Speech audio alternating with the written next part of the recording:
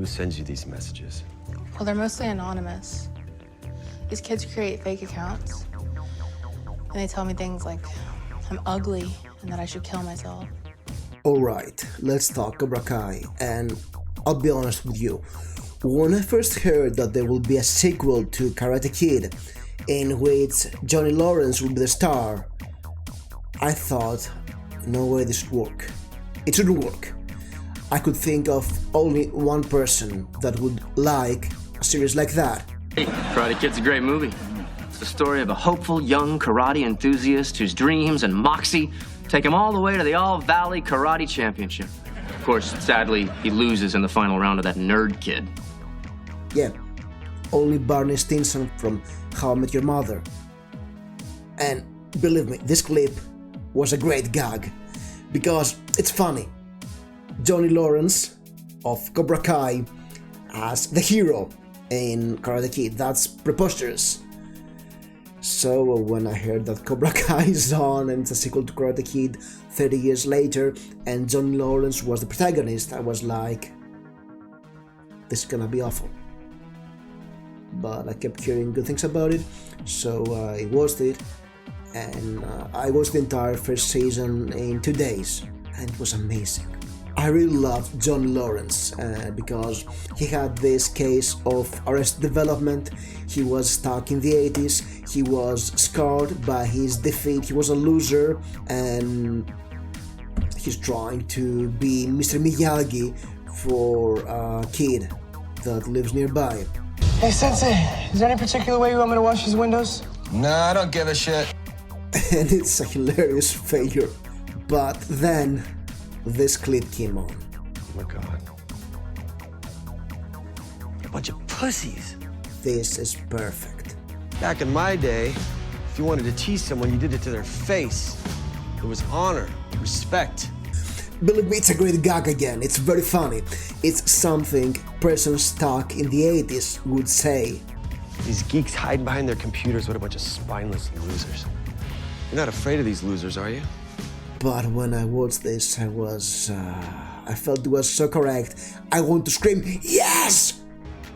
No, You're gonna take shit from these losers. no. Good, because when I'm done with you, you're gonna be sending a message back. Only it's not gonna be with your keyboard. It's gonna be with your fists. Let's be honest.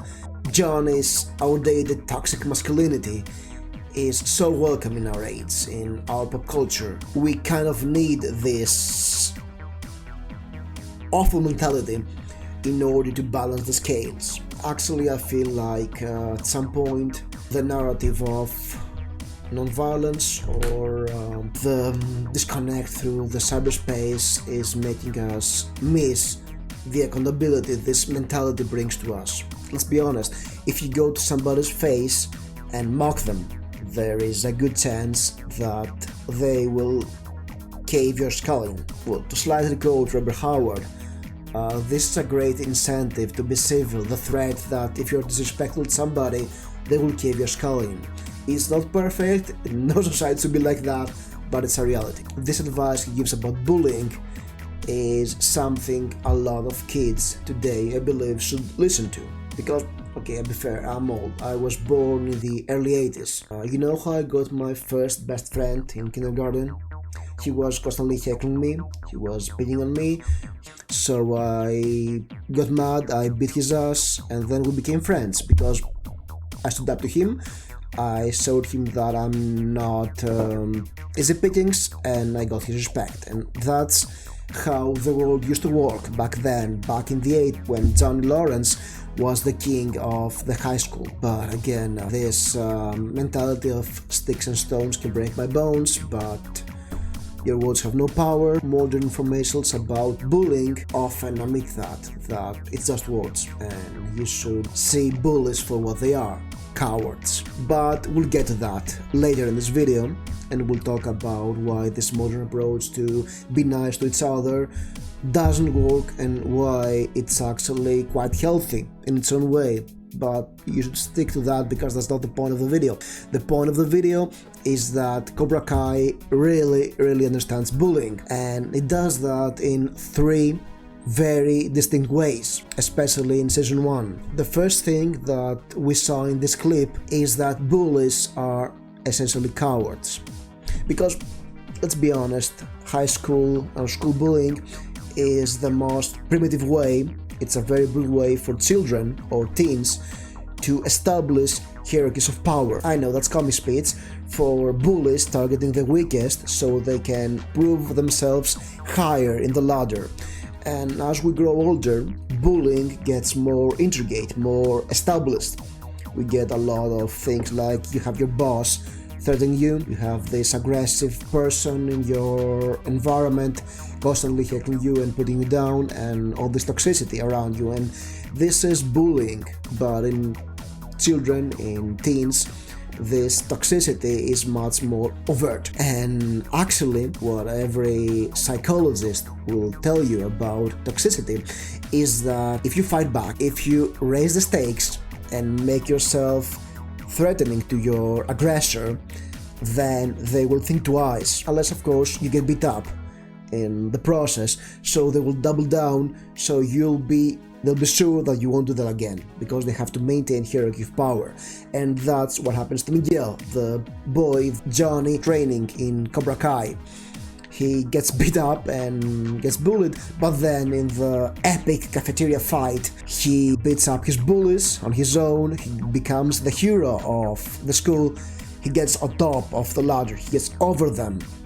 And that leads to the second thing about bullying that Cobra Kai gets right. The bullied becomes the bullies, because once you get the losers, they get strong, they learn how to fight, they topple the hierarchy, and they're no longer the losers, they're on top, and they're the heroes, and they enjoy the good life. The popularity they get from beating all these other people, they bully their former bullies. No mercy, bitch! And actually, one person who is a perfect example of this is Daniel LaRusso, because Daniel LaRusso is one of the best villains, and I'm sure he's the villain in Cobra Kai I've ever watched recently, because from the beginning he punches down on Johnny, believing that if he stops Cobra Kai early on and he puts all sort of influence and pressure on him, he tries to bankrupt his school and runs a smear campaign, and then he goes and makes Miyagi-Do as a counter-strike against his school in order to save the new generation from the bullying he got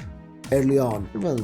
Even if you watch the old Karate Kid, he was not a great person in Karate Kid. So in the second half of season 1 of Cobra Kai, we have the losers, the Cobra Kai kids, beat on the bullies and threatening them, and they basically inherit the earth. This creates a reaction, and in season 2 we have a constantly escalating fight between Cobra Kai and Miyagi-Do, which brings me to the third lesson about bullying. Cobra Kai gets so right. In order to stop bullying, you have to break the circle of violence. If you have watched season 2, you see that it leads to tragedy. That's why I love the series so much. It's a stupid idea, but they get it so right, and in ways that I was not expecting to see. So as I was saying earlier, the modern way of non-violence, you can probably assume from what I was saying previously about not being a victim that the modern way is wrong.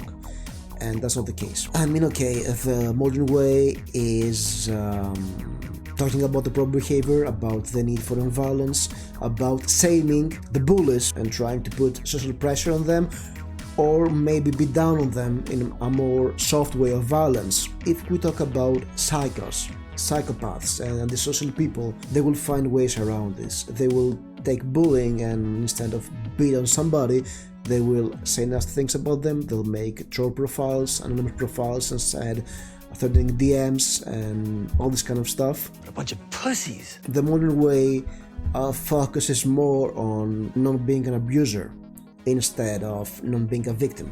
But in Karate Kid, Daniel learns karate in order not to be a victim. And we have this flashback in season 1 when Johnny Lawrence is introduced to Cobra Kai because he was actually bullied by his stepfather, who was abusive. And we see this flashback and we get that, yes, Johnny was like Daniel, with one exception of course, because Johnny, in the end of season 1, during the tournament, he kind of gets it, that he's creating monsters. His Cobra Kai, his strike first, strike hard, no mercy, is not helping. It's actually a travesty on karate, on what he learned, what he respects. And he tries to stop this mockery of sportsmanship. You know what? Truth is, he had a bad teacher. He was taught karate, which was actually taekwondo, by a broken man who only knew violence. He was an abuser, so we had this abuser teaching children, teens, how to be abusers. Daniel, on the other hand,